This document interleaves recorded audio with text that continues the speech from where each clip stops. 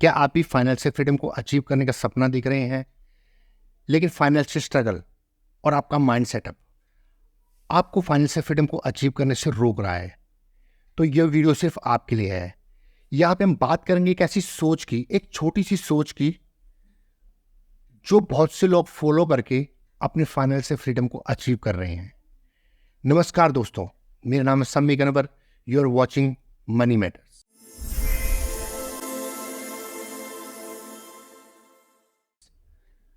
आज हम इस वीडियो में बात करेंगे एक ऐसे फॉर्मूले के बारे में, एक ऐसे मिनियोरिटी माइंडसेट के बारे में, जिसके थ्रू आप अपने फाइनेंशियल फ्रीडम को अचीव कर सकते हो, वो भी इजी वे में। इस दुनिया में ना दो टाइप के लोग होते हैं, एक है मिनियोरिटी माइंडसेट और एक है मेजॉरिटी माइंडसेट। तो जो मिनियोरिटी माइंडसेट वाले लोग होते हैं वो क्या करते हैं, वो उनकी सोच ना बिल्कुल अलग होती है, डिफरेंट होती है दूसरे लोगों से। मान लो एक बहुत बड़ा क्राउड है, 100 लोगों की एक क्राउड है, उसमें से दो या एक ऐसा पर्सन होगा जो कि मिनियोरिटी माइंडसेट को फॉलो करेंगे और बाकी के मेजॉरिटी माइंडसेट को फॉलो करेंगे। सिंपल सा मतलब है यार, आप मिनियोरिटी माइंडसेट और मेजॉरिटी माइंडसेट में एक डिफरेंस भी निकाल सकते हो। मिनियोरिटी माइंडसेट मतलब जो ऐसा माइंडसेट जो कि बहुत मिनियोर मतलब कम लोग जो है फॉलो करते हैं माइंडर, और जो मेजॉरिटी माइंडसेट है जो मेजर लोग मतलब जो कि ज़्यादा लोग फॉलो करते हैं इस चीज़ के लिए। अब मिनियोरिटी माइंडसेट के लोग में क्या होता है कि वो क्या करते हैं, वो एक ऐसा स्टेप चूज करते हैं जो कि थोड़ा रिस्की होता है, लेकिन आपके फाइनेंशियल फ्रीडम को अचीव कर सकता है बिल्कुल इजी वे में। जो मेजॉरिटी माइंडसेट के लोग होते हैं वो क्या करते हैं, वो अपनी लाइफ को बिल्कुल स्मूथ चलाने की कोशिश करते हैं। स्मूथ चलाने की कोशिश करते हैं, वो डिपेंड करते हैं अपनी जॉब्स में सैलरी जॉब में। वो इन्वेस्टमेंट भी अपना यूज़ नहीं करेंगे, क्योंकि इन्वेस्टमेंट आपको पता है कि बहुत रिस्की होता है। तो इस चीज़ के लिए वो उस चीज़ को भी यूज़ नहीं करेंगे, वो सिर्फ आप यूज़ करेंगे एफडीज में या सेविंग्स में इन्वेस्ट करके, या अपनी सैलरी के बेस पे ही अपने घर खर्चे को दूर करेंगे और अपनी ड्रीम्स पूरे करेंगे। वो मेजॉरिटी माइंडसेट में आता है। लेकिन मिनियोरिटी माइंडसेट्स के लोगों का ना थोड़ा सा स्टेप्स फॉलो का अलग होता है। जिस तरह से मिनियोरिटी माइंडसेट्स के लोग क्या करते हैं, ऐसे लोग जो अपने अर्निंग के लिए अपने स्टेप्स को रिस्की वे में फॉलो करते हैं। वो कुछ यूनिक सोचते हैं, कुछ इनोवेटिव आइडिया को लेके आते हैं, जिससे कि वो अपने आप को उस इन्वेस्टमेंट की तरफ ले जाएं जहां से वो अच्छी इनकम यूज करके अपने फाइनेंशियल फ्रीडम को अचीव कर सकें। अब सबसे पहले यहाँ पे हम बात करते हैं कि हम इस चीज को कैसे अचीव कर सकते हैं, अपने फाइनेंशियल फ्रीडम को। तो देखो, सबसे पहले ना फाइनेंशियल फ्रीडम को अचीव करने के लिए आपको ना, मैं एक्चुअली पहले भी वीडियो में आपको बता चुका हूं कि हम किस तरह से अचीव कर सकते हैं। तो आपको ना अपनी समझ को, अपनी सोच को ना उस दायरे में रखना पड़ेगा, उस समझ को फॉलो करना पड़ेगा, जिससे कि आप अपने फाइनेंशियल फ्रीडम को अचीव कर सकते हो। ठीक है, तो उसके लिए हम बात करते हैं। एक तो सबसे पहले देखो, लोग दुनिया में ना बहुत टाइप के लोग होते हैं। कुछ लोग होते हैं जो कि अपनी सैलरी मतलब एक नॉर्मल सी जॉब कर रहे हैं और अपनी सैलरीज को यूज़ कर रहे हैं। ठीक है, सैलरी उसकी 10,000, 10,000, 20,000, 50,000 जो भी चीज़ है, वो उसी सैलरी के बेस पे अपने सोचते हैं कि अपने हम फ्यूचर का प्लान कर सकते हैं, अपनी रिटायरमेंट का प्लान कर सकते हैं। लेकिन देखो, उनकी सैलरी अगर ज़्यादा है, लाख है, 1.5 लाख है, 2 लाख है, तो वो ठीक है, वो यूज़ कर सकते हैं। लेकिन जिनकी सैलरी कम है, वो अपनी छोटी सी सैलरी के बेस पे इन्वेस्टमेंट या फिर कहीं अपनी एफडी में सेविंग करके अपने फ्रीडम, जो कि अपनी फ्रीडम है, फ्रीडम के गोल्स हैं, जो भी फाइनेंशियल गोल है, उनको अचीव नहीं कर सकते। क्योंकि उनका जो मेन रीज़न होता है, क्योंकि वो अपनी लाइफ में रिस्क लेना ही नहीं जानते। लाइफ में ना हमेशा रिस्क लेना है, लेकिन रिस्क का मतलब ये नहीं बोल रहा मैं कि रिस्क का मतलब ये लो कि आप रिस्क में मतलब कि विदाउट किसी प्लानिंग और विदाउट किसी रिसर्च के आप कहीं भी इन्वेस्टमेंट कर दो या कुछ कर लो। उस हिसाब से आप रिस्क भी मत लो, क्योंकि रिस्क लेना भी, कोई भी अनप्लान्ड रिस्क भी आपके लाइफ के लिए ठीक नहीं है। उस चीज़ में आप काफ़ी ज़्यादा फाइनेंशियल लॉस का अपने आप को कर सकते हो।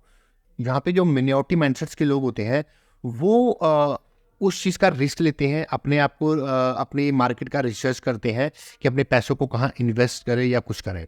जो सैलरीड एम्प्लॉयड होते हैं उनकी मैं बात करता हूँ कि उनकी सोच कैसी होनी चाहिए, या वो मेजॉरिटी माइंडसेट्स के लोगों में आते हैं, मैंने माइनॉरिटी माइंडसेट के लोगों में आते हैं। सबसे पहले मेजॉरिटी माइंडसेट के लोग बताओ क्या करते हैं, वो करते हैं कि सैलरी आई उनकी, उन्होंने अपने खर्चों को चेक नहीं किया कि उनकी मंथली खर्चे कितने हैं, उनकी इन्वेस्टमेंट के बारे में कभी सोचा नहीं। हाँ भाई ठीक है, जो पैसा आ रहा है, जो करंट लाइफ है हमारी अच्छी चलनी चाहिए, उस हिसाब से वो अपने पैसों को खर्च करती हैं, अपने फ्यूचर के बारे में प्लान नहीं करते। लेकिन सैलरीड एम्प्लॉय में कुछ माइनॉरिटी माइंडसेट वाले लोग भी आते हैं, जिसमें वो ना अपनी सैलरी की भी बजटिंग को डिफाइन करते हैं कि मेरा बजट मंथली इतना है और मुझे इस हिसाब से अपने बजट को रिजॉल्व करना है और उस हिसाब से अपने पैसों को स्पेंड करना है। लाइक मान लो आपकी सैलरी 10,000 है, मैं 50 भी हो सकती है, वो अपने आप से सैलरी के हिसाब से मैं ओवरऑल राउंड फिगर लेके चलता हूँ। 10,000 है तो देखो ना, उसमें 50% तो आप लोग सोचते हैं कि यार हम ना अपने घर के खर्चों को यूज़ करेंगे और उसमें से 20% अपने ड्रीम्स को यूज़ करेंगे। ड्रीम का मतलब नहीं, अब मान लो आपकी 10,000 सैलरी है और 5,000 जो है वो आप अपने मंथली एक्सपेंसेस को यूज़ कर रहे हो, के लिए यूज़ कर रहे हो, लेकिन उसमें से 20% में 2,000 अपने ड्रीम्स के लिए। अब अपने 2,000 में अपने ड्रीम कैसे कर सकोगे? मान लो आपको फ़ोन लेना है तो आप आपको कहीं सेव कर सकते हो, मंथली के 2,000 रुपये, 2,000 रुपये कहीं भी सेव कर सकते हो। जब आपके वो गोल के लिए वो पैसे जमा हो जाए तो आप उस चीज़ को अपने ड्रीम्स के लिए, आपको फ़ोन लेना है या लैपटॉप लेना है, कुछ भी, तो आप उसको यूज़ करके आप उसकी अपनी ड्रीम्स को फॉलो कर सकते हो या अपनी रिक्वायरमेंट चीज़ों को ले सकते हो। लेकिन उसमें से 30% जो आपके 10,000 में 30% बचा है, वो आपको इन्वेस्टमेंट करना है। इन्वेस्टमेंट पे मतलब मैं इस चीज़ में सजेस्ट नहीं करूँगा यहाँ पे एफडी में करो या फिर सेविंग्स में डालो, नहीं, या आरडी में डालो, नहीं। आप इस चीज़ को ना मार्केट रिसर्च करके उसे शेयर मार्केट या म्यूचुअल फंड में करो। आपको शेयर मार्केट पर बिल्कुल भी नॉलेज नहीं है तो इस हिसाब से आपको क्या करना है, वो जो आपका 30% है वो आपको म्यूचुअल फंड में डालना है। और म्यूचुअल फंड में भी डालने के लिए आपको पोर्टफोलियोज डिफाइन करने हैं। सबसे पहले इंडेक्स फंड में डालो, जो कि बड़ी कंपनीज आती हैं, जो आपको 12 से 13% विदाउट रिस्क, मतलब रिस्क तो होते ही है लेकिन आपको रिस्क का बिल्कुल कम यूज़ करके आप उस चीज़ को यूज़ करते हो। सबसे ज़्यादा पैसा आप वहाँ पे डालो और मिड कैप की कंपनीज होती हैं उसमें आप इन्वेस्ट कर सकते हो, वो आपको 18% के आसपास दे देगा, लेकिन रिस्क उसमें थोड़ा सा ज़्यादा होता है इंडेक्स फंड से। और तीसरा होता है आपका स्मॉल कैप। तो आप उस चीज़ में ना सबसे ज़्यादा स्मॉल कैप में आपका क्या होता है, छोटी कंपनियाँ तो होती हैं लेकिन उसमें आपको प्रॉफिट ज़्यादा मिल सकता है, उसके परसेंटेज आपको 22% उससे भी ज़्यादा परसेंटेज मिल सकती हैं, लेकिन उसमें ना आपका रिस्क फैक्टर बहुत ज़्यादा होता है। तो आपके अपना जो पोर्टफोलियो बनाने की जो चीज़ें हैं ना, उस चीज़ को आप ना सबसे ज़्यादा आप इंडेक्स में डालो, थोड़ा कम उसमें मिड कैप में डालो और उससे कम आपको स्मॉल कैप में डालो, ताकि आपका ना जो पोर्टफोलियो वो मैनेज हो सके। अगर आप स्मॉल कैप में आपका थोड़ा रिस्क फैक्टर ज़्यादा और आपको नुकसान हो रहा है तो आपको इंडेक्स फंड और जो आपका मिड कैप है वो आपको बचा सकता है उस चीज़ के लिए। फाइनेंशियल फ्रीडम का एक्चुअली फॉर्मूला क्या है? उस फॉर्मूला को देखो, अचीव करने के लिए ना आपको कुछ बातों का ध्यान रखना पड़ता है। जैसे आपको सेविंग्स करनी है, आपको इन्वेस्टमेंट की तरफ जाना है और आपको फ्रीगल लिविंग हैबिट्स भी अपनानी है। तो हम इस पे बात करते हैं, डिस्क्लोज में बात करते हैं।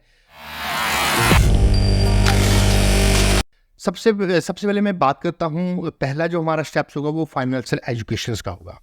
फाइनेंशियल एजुकेशन, देखो हर इंसान को ना फाइनेंशियल एजुकेशन को अपनाना पड़ेगा, क्योंकि देखो मेरा माइंडसेट क्या कहता है कि स्कूलों में ना इस चीज़ टॉपिक पे भी, हमें इस चीज़ पे भी सब्जेक्ट होना चाहिए फाइनेंशियल एजुकेशन का, जहाँ पे लोग बच्चों को ये पढ़ाना चाहिए कि हम किस तरह से अपने पैसे को मैनेज कर सकते हैं। तो देखो सबसे पहले ना आपने अपने पैसे को मल्टीप्लाई करना है। लाइक आपके पास पैसा है, थोड़ा बहुत पैसा है, जैसे भी इन्वेस्टमेंट कर रहे हो आप उसको मल्टीप्लाई करना है। तो सबसे पहले उस पैसे को बढ़ाने के लिए आपको ना, देखो यार सिंपल सी बात है कि आप विदाउट रिस्क के पैसे नहीं कमा सकते हैं। आपको अगर ज़्यादा पैसे कमाने हैं तो आपको रिस्क तो लाइफ में लेना पड़ेंगे। तो अगर वही चीज़ आती है कि आप नॉर्मल सेविंग और एफडी में जाओगे ना, तो आपको रिस्क तो वहाँ पर बिल्कुल नहीं है, तो आप उसका इतना पैसा आप कमा भी नहीं पाओगे उस चीज़ से, ठीक है। तो आपको रिस्क लेने के लिए आपको अपनी चीज़ों को, अपनी पैसों को इन्वेस्ट करना पड़ेगा मार्केट के अंदर, लोगों की कंपनीज के ऊपर। क्योंकि कंपनी, देखो जो कंपनी, अगर आप अपनी खुद की कंपनीज नहीं खोल सकते ना, आपके पास इतना पैसा नहीं है, तो आप उन कंपनियों पे इन्वेस्ट कर सकते हो जो कि काम कर रही है और आपको पता है कि फ्यूचर उनका अच्छा है, उन बड़ी बड़ी कंपनीज के ऊपर। तो आप अगर उन कंपनियों पे भी इन्वेस्ट करोगे ना, तो वो आपको अच्छा रिटर्न्स दे सकती हैं। वो बहुत बड़ी चीज़ है आपके पैसों को मल्टीप्लाई करने के लिए। तो आपको उसके लिए, आपको मैं पहले भी बता चुका था, उसके लिए आपको इन्वेस्टमेंट करनी पड़ेगी। आप शेयर मार्केट के म्यूचुअल फंड्स में आपको इन्वेस्टमेंट कर सकते हो उस चीज़ के लिए। और लेकिन उसके लिए ना आपको पहले रिसर्च करना जरूरी है, जो कि फाइनेंशियल एजुकेशन का ही पार्ट है। उस चीज़ पे रिसर्च करो और ये चेक करो कि वो कंपनी आगे वाले टाइम में अपने आप आपके इन्वेस्टमेंट को ग्रो कर सकती कि नहीं कर सकती। तो वो आपको अपने रिस्क के अकॉर्डिंग ही चीज़ें यूज़ करनी है। अब दूसरा मेरा यहाँ पे है फ्रीगल लिविंग टिप्स। अगर फ्रीगल लिविंग्स होता क्या है, मतलब इस चीज़ का मतलब ये होता है कि आप ना अपने खर्चे किस हिसाब से कर रहे हो, अपने अपने खर्चे किस हिसाब से मैनेज कर रहे हो। लाइक आपका आपको खाना खाना है, ठीक है। खाना देखो, आप एक 5 स्टार होटल में जाके भी खा सकते हो, एक छोटे से रेस्टोरेंट में जाके भी खा सकते हो और घर पे भी बना सकते हो, ठीक है। तीनों में डिफरेंस है, आपका पेट भरना है, लेकिन आपका ये है कि यार रेस्टोरेंट में खाएंगे या फिर 5 स्टार होटल में जाएंगे, हमारा स्टेटस बढ़ेगा। अगर जो चीज़ आप अपने स्टेटस के लिए यूज़ कर रहे हो ना, वो आप फाइनेंशियल फ्रीडम के रास्ते में पक्का आपको आपके रास्ते में एक रोड़ा बन के आएगा। आपको स्टेटस के बारे में बिल्कुल सोचना नहीं है उसके बारे में। जैसे मान लो कुछ लोग बताऊँ क्या करते हैं, कुछ लोग ये करते हैं कि आप मान लो कि आपकी सैलरी 40,000 है, 30,000 है, स्टेटस को दिखाने के लिए फ़ोन ले लेते हैं, आईफोन ले लेते हैं, जो जिसकी कॉस्ट बहुत है, EMIs पे, लोन पे, ठीक है। अपने स्टेटस की मेरे हाथ में भाई एप्पल का लोगो दिखेगा तो उस हिसाब से मेरा स्टेटस बढ़ेगा। भाई आपका स्टेटस उससे नहीं बढ़ेगा, लोगों को कोई फ़र्क नहीं पड़ता है उससे, ठीक है। आपको अपने लिए अपना स्टेटस बढ़ाना है। आपका अपने लिए स्टेटस इसलिए बढ़ सकता है ताकि आपको ये पता है कि मेरे बैंक अकाउंट में कितने पैसे हैं और जब मुझे इस पैसों की ज़रूरत है तो मैं उस चीज़ को यूज़ कर सकता हूँ कि नहीं कर सकता। वो आपका स्टेटस बढ़ाएगा अपनी नज़रों में। लोगों में स्टेटस बढ़ाने से आपको कोई फ़र्क नहीं पड़ता, ठीक है। कोई फ़र्क नहीं पड़ना चाहिए इस हिसाब से, क्योंकि कई आजकल तो आजकल तो इंडिया में जो आई स्टेटस का इतना दौर चल पड़ा है ना कि एक गरीब से गरीब आदमी मतलब कि आईफोन ले रहा है आजकल, वो भी EMIs पे, लोन पे। उनको ये नहीं पता कि आईफोन लेने से उनकी ज़िंदगी पे कितने इफ़ेक्ट पड़ेंगे अगर उनका इतना इनकम ही नहीं है उस चीज़ के लिए। तो मैं ये नहीं कहता, आप सिर्फ इतनी अपने बजट को हैंडल करो, इस हिसाब से बजट को इतना हैंडल करो कि आप सिर्फ उन ये चीज़ों को ही यूज़ कर सको जो आपके लिए ज़रूरी है और आप उस चीज़ को यूज़ करके आप सिर्फ सर्वाइव कर सकते हो। आप अपने इतने खर्चे मत बढ़ाओ। आपको कपड़े पहनने तो आप ना एक अच्छी क्वालिटी के कपड़े खरीद सकते हो, पर इसका मतलब ये नहीं कि आप ब्रांडेड कपड़े खरीदो, 5-6 हज़ार का सूट खरीदो, नहीं। अगर आपको ज़रूरत नहीं है तो उस चीज़ पे मत जाओ। वो आपके लिए फाइनेंशियल फ्रीडम को अचीव करने के लिए बहुत बड़ी परेशानी खड़ी कर सकता है। अब यहाँ पे तीसरा हमारे पास पॉइंट आता है कि हम माइनॉरिटी माइंडसेट को हम कैसे डेवलप कर सकते हैं, ठीक है। क्योंकि देखो मेजॉरिटी वाले तो सभी, आप सब मेजॉरिटी में ही आते हो, ठीक है। तो माइनॉरिटी पर्सन्स होते हैं, उनकी माइंडसेट को हम कैसे डेवलप कर सकते हैं, तो इसके कुछ स्टेप्स हैं जो हम बात करेंगे इस बारे में। सबसे पहले हम बात करते हैं इन्वेस्ट इन योरसेल्फ। अपने आप में इन्वेस्ट करो। देखो यार, लोग ना अपने आप में ज़्यादा इन्वेस्ट करते हैं। अपने आप का इन्वेस्ट करने का मतलब नहीं है कि आपने अपने लिए कुछ अच्छे कपड़े या अच्छे खाने के लिए कुछ अच्छे अपने लिए आईफोन लेना है, वो इन्वेस्ट नहीं। अपने स्किल्स की इन्वेस्टमेंट की बात कर रहा हूँ यहाँ पे। तो अपने स्किल्स को डेवलप करो। लाइक आपने कुछ स्किल्स सीखने हैं, आपने जो कोडिंग सीख लेनी है, या फिर आपने बिजनेस के आइडिया भी बिजनेस मार्केटिंग के ऊपर काम करना है, या SEO सीखो, या फिर कोडिंग की स्किल्स लो, या फिर और भी ऐसे स्किल्स जो आपको आपकी इनकम जनरेट करने के लिए यूज़फुल हो सकते हैं। ऐसे स्किल्स पे आप काम कर सकते हो, क्योंकि यहाँ पे ना मार्केट में बहुत सारे ट्यूटोरियल्स या फिर आपके कोर्सेज पड़े होंगे। उन कोर्सेज पे इन्वेस्ट करो यार। वो कोर्सेज पे इन्वेस्ट करने पे आप पैसा यूज़ करोगे ना, तो आपको कुछ कमा के ही देगा। आपको कुछ, वो इन्वेस्टमेंट आपके लिए सही होगी, वो आपके लिए बुरी नहीं होगी। तो इन्वेस्ट करो अपने लिए, ताकि आप इन इन्वेस्टमेंट से आप अपने लिए कुछ कर सको और अपनी इनकम को जनरेट कर सको अपने फाइनेंशियल फ्रीडम को यूज़ करने के लिए। दूसरा स्टेप्स है प्लान योर फाइनेंसेस। तो यार प्लान करो अपने फाइनेंस को कैसे हम यूज़ कर सकते हैं। वो एक तरह से ना एक रोड मैप हम डिफाइन कर सकते हैं कि हमारे, देखो हम कोई भी हम लोग हैं, हमको पता होता है कि हमारा मंथली के खर्चे कितने होते हैं, ये हमारे खर्चे हैं, और इस हिसाब से हम इस चीज़ को मैनेज कर सकते हो।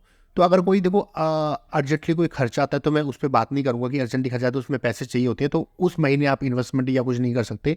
लेकिन अगर उसको खर्चा नहीं आता, तो आपको अपनी मंथली के एक्सपेंसेस का पहले से पता होता है कि कौन कौन से एक्सपेंसेस आपको यूज़ करने हैं अपनी मंथली फाइनेंस को, बजटिंग को प्रिपेयर करने के लिए। तो आपको अपनी बजटिंग को प्रिपेयर करना है, अपना आपको बजट बनाना है मंथली एक्सपेंसेस के बारे में कि ये आपके बजट है और आपको कितनी इन्वेस्टमेंट करनी है। ठीक है, तो मैंने आपको पहले बता चुका हूँ कि आपको कम से कम 30% जो है आपको इन्वेस्टमेंट में डालना है, जहाँ पे मैं आपको सिर्फ यही कहूँगा कि वो आपको एसआईपी या शेयर मार्केट में डालो। लेकिन सबसे पहले इन्वेस्टमेंट शुरू करने से पहले आप 3 चीज़ों का और ध्यान रखना। मैंने आपको पिछली वीडियो में बता रखा है कि सबसे पहले इमरजेंसी फंड आपके पास होना चाहिए, दूसरा आपके पास मेडिकल इंश्योरेंस होना चाहिए और तीसरा आपके पास होना टर्म इंश्योरेंस। ये 3 चीज़ आपके पास है तो आप अपनी फाइनेंशियल फ्रीडम को अचीव करने के लिए आप सिर्फ एसआईपी और आप शेयर मार्केट में अपने पैसे को लगा सकते हो, जो कि 30% आपको बचा है। ठीक है, उसको लगाओ ताकि, और सबसे पहले ना उसको 1 साल या 2 साल के लिए मत लगाना। आप ना ये सोच के लगाना कि अगर आपको सोचते हो कि आपको 15 से 20 साल के लिए लगाना है इन पैसों को, आपको तब आप ये सोच के एसआईपी और शेयर मार्केट में लगाना, नहीं तो आप रहने देना। आपको कोई ज़रूरत नहीं है इस चीज़ को यूज़ करने के लिए, क्योंकि 1 साल और 2 साल में रिटर्न नहीं मिलते हैं। पहली बात, आपको लॉन्ग टर्म्स के लिए ही जाना पड़ेगा, क्योंकि शॉर्ट टर्म्स का कोई गोल नहीं है और शॉर्ट टर्म में आप पैसा नहीं कमा सकते। सीधी सी बात है, शॉर्ट टर्म में पैसा कमाने के लिए बिल्कुल भी कोई रास्ता नहीं है हमारे पास, आपको लॉन्ग टर्म में ही जाना पड़ेगा।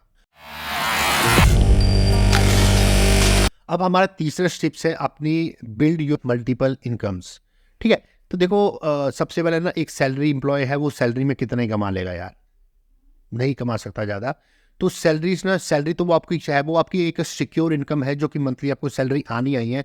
लेकिन पार्ट टाइम के लिए आप अपना ना कुछ अलग से आप बिजनेस शुरू कर सकते हो। बिजनेस का मतलब ये नहीं आपने कोई कंपनी डालनी है, बिजनेस में मतलब कोई भी पैसिव इनकम जो अलग सोर्सों से आ रही है, वो चीज़ में आप क्या कर सकते हो। जो आपने मान लो, जो मैंने पहले आपको बताया था, आपने स्किल्स अपने इन्वेस्ट किया है, स्किल्स सीखे हैं, कोई भी स्किल्स, या आपने कोडिंग सीखी है या फिर अपने डिजिटल मार्केटिंग के ऊपर कोर्स परचेज करके आपने अपने स्किल्स सीखा है, तो आप उस चीज़ को यूज़ करके ना आपको कोई पैसे के वो यूज़ कर सकते हो। जैसे मान लो आप यहाँ पे ब्लॉगिंग कर रहे हो, आप अपनी वेबसाइट पे ब्लॉग्स बना सकते हो, एचटीएम स्किल से आप इसको आप उसको इन्हांस कर सकते हो और इनकम जनरेट कर सकते हो। यूट्यूब पे वीडियो बना सकते हो। ठीक है, तो उस हिसाब से अपने पैसिव इनकम्स को यूज़ करके, मतलब पैसिव इनकम सॉरी, अब अपने दूसरे रिसोर्सेज को यूज़ करके ना आप इनकम जनरेट कर सकते हो। और जो दूसरी इनकम होती है ना, उसको तो ये सोच के चलो कि भाई जो पैसा अगर 10-20 हज़ार अगर मंथली का दूसरी इनकम से आ रहा है ना, तो वो सीधा इन्वेस्टमेंट में डाल दो। आप उस चीज़ से अपने खर्चों के लिए यूज़ मत करो, क्योंकि खर्चों के लिए सिर्फ आपको अपनी सैलरी ही यूज़ करनी है। तो ये जो मैंने चीज़ें आपको बताई है, ये है आपको डिफर करती है आपको मेजॉरिटी माइंडसेट के लोगों से, क्योंकि जो मेजॉरिटी माइंडसेट के लोगों, मैंने आपको ऑलरेडी बता चुका हूँ कि वो अपने स्टेटस को या फिर अपने खर्चों को इतना एनहांस करते हैं कि ना वो अपने इन्वेस्टमेंट को फॉलो ही नहीं कर पाते। और बाद में ना उनको लाइफ के बारे में बाद में पता चलता है कि आप किस कगार पे खड़े हो। तो आप सिर्फ इन चीज़ों को फॉलो करो। आपकी ना सोच थोड़ी यूनिक होनी चाहिए उन लोगों से। अगर आपकी सोच यूनिक नहीं होगी ना, क्योंकि हज़ार या करोड़ों लोगों में ना कुछ लोग ही हैं जिनके बिजनेस सेटअप है, जो कि इन रास्तों पे, जो मिनॉरिटी माइंडसेट के रास्तों पे फॉलो करते हैं। ठीक है, तो उस चीज़ पे आपको ये चीज़ रखना पड़ेगा अपने आप को कि किस तरह से आप इन स्टेप्स को फॉलो करोगे और अपने फाइनेंशियल फ्रीडम को अचीव करोगे। तो लास्ट में बस ये कहूँगा कि आपको ये वीडियो कैसी लगी, आप बताइए आप कहाँ से इस वीडियो को देख रहे हो। तो अगर आप किसी भी इंडिया में कहीं भी किसी भी स्टेट से देख रहे हो तो प्लीज़ कमेंट करिए अपने स्टेट का नाम, ताकि मुझे पता लगे कि ये वीडियो कहाँ तक, कौन कौन से लोग अपनी इसमें यूट्यूब पे मेरी वीडियोस देख रहे हैं, किस किस स्टेट्स के लोग यहाँ पे वीडियो देख रहे हैं। तो और लाइक कमेंट शेयर पक्का करें इस वीडियो को, तो ताकि ये चीज़ें ना दूसरे लोगों को भी समझ आ सके कि पैसे को मैनेज करना एक आसान तरीका नहीं है। पैसे को मैनेज करने के लिए बहुत से रिस्क लेने पड़ते हैं और बहुत सारे प्लानिंग करनी पड़ती है, रिसर्च पर करनी पड़ती है इन्वेस्टमेंट को, ताकि आप ना अच्छा पैसा बना सको। तो आज की वीडियो में सिर्फ इतना ही, और अगली वीडियो में हम बात करेंगे कुछ अलग टॉपिक्स के ऊपर, जहाँ पे हम आपके मनी मैटर्स के ऊपर कोई और टॉपिक में बात करेंगे। तो अभी के लिए नमस्कार, thank you, bye and good luck.